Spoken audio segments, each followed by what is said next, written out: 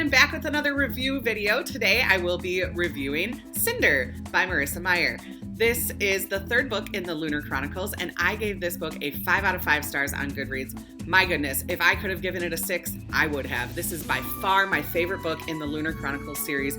I absolutely love it, and I can't wait to talk to you guys about it. Just like I've done for Cinder and Scarlet, I'll first start off with the characters and do my love and hate. And remember, from Scarlet, I also have a list as well. So let's talk about the characters that I love. First of all, still loving Cinder because she has not let me down yet. She is getting stronger, she's dealing with things that she needs to deal with, and she is starting to grow a backbone, and I love it. Aiko, probably still my favorite character. I simply love her. She is fantastic. I'm so glad that she's still in the series. Loving Cress. I loved her right away when we met her in Cinder, when she talked to Cinder in the first book, and just seeing her character and listening to her backstory, I absolutely love Cress, and I think that she was a perfect addition to this series. I'm still loving Thorn. He's pretty swoon-worthy, I have to say. And Dr. Erland, I'm also still loving him. I just think he has a good heart and he has the right ideas and he's really trying to help the world. I think that his character is wonderful. I'm liking Thorn, I have to say. I'm really liking Thorn. He went from my to liking. So good job, Thorn. And then also a new character that's in Cress is Priya. I think that's how you say her name. And she is like the wedding planner for a wedding that is happening. And if you have not read Scarlet or this book yet, I'm not going to say until the spoilery part, but there's a wedding. My characters are still Scarlet and Wolf. They're just not developed enough for me. I'm not a fan. Maybe I'll become a fan in winter? I don't know. So they're on my list.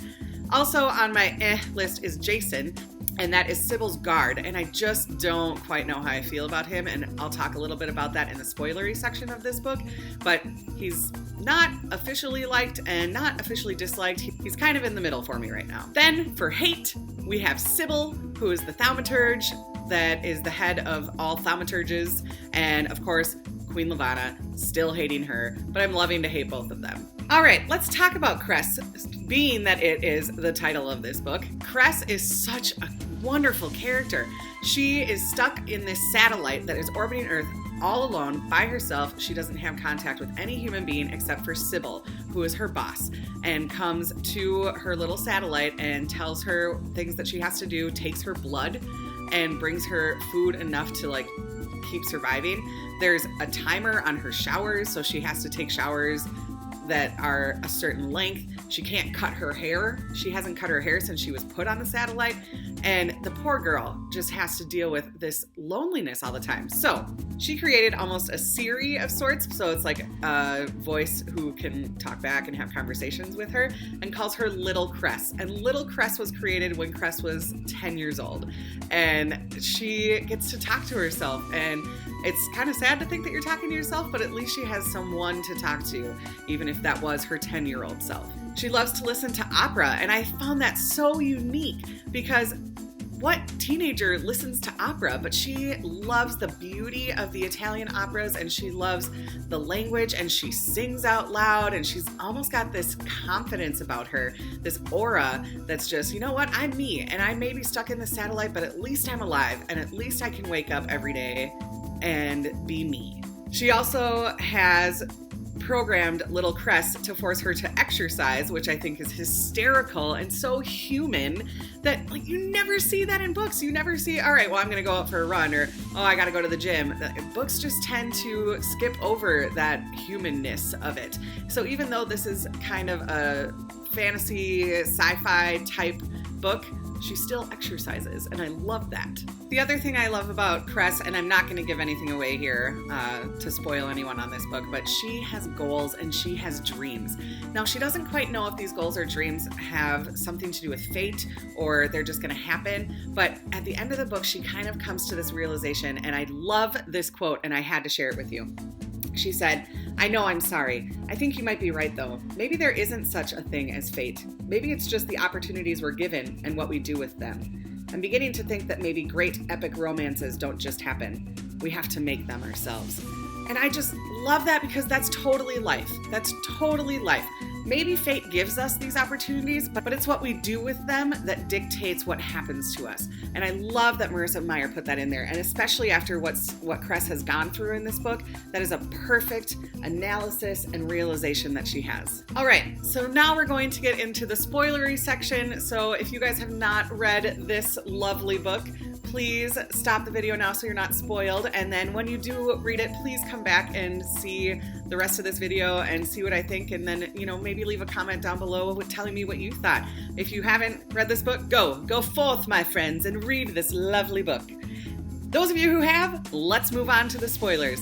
I want to talk a little bit about Wolf and Scarlet, because even though they're on my list, they are going through some things, because Scarlet gets taken by Sybil and back to Luna, and now Wolf is basically in mourning, thinking that she's either dead or being tortured and doesn't know what's happening to Scarlet. And I want to talk about the point where Cinder actually talks about watching him mourn and how important that is to let people grieve, because I think it's really relevant to our world and how we need to treat others as well. So let's read this paragraph here. Gulping, Cinder sank into a crouch in front of him. She considered reaching out and placing a hand on his arm, but she couldn't bring herself to do it. It was too much like an invasion, especially when her gift was attuned to him like this.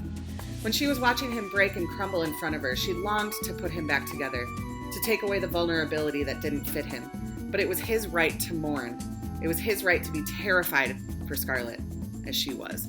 And I think that's something we really have to think about when we have someone going through something, mourning someone, maybe the loss of a family member, maybe losing a job or anything. When they're going through something, we need to let people mourn, because I know it's our nature to want to fix things, and it hurts us to see people sad, but it would be improper and almost rude of us to take away that mourning, because if we fix everything for them, they're never going to be able to go through the process of grief and grieving, and they need that as a human. People need to go through that process. And so whenever you think of someone who might be going through something or mourning, it's really important to be there and support them, but let them mourn and let them grieve, because that's the human process that they need to do. Now I'm going to go to the part where Cinder uses her glamour to disguise herself and take the invites to the wedding from Adri, and she goes and just owns that situation, and she takes those invites right out of Adri's hand, and Adri has zero idea that she's even there.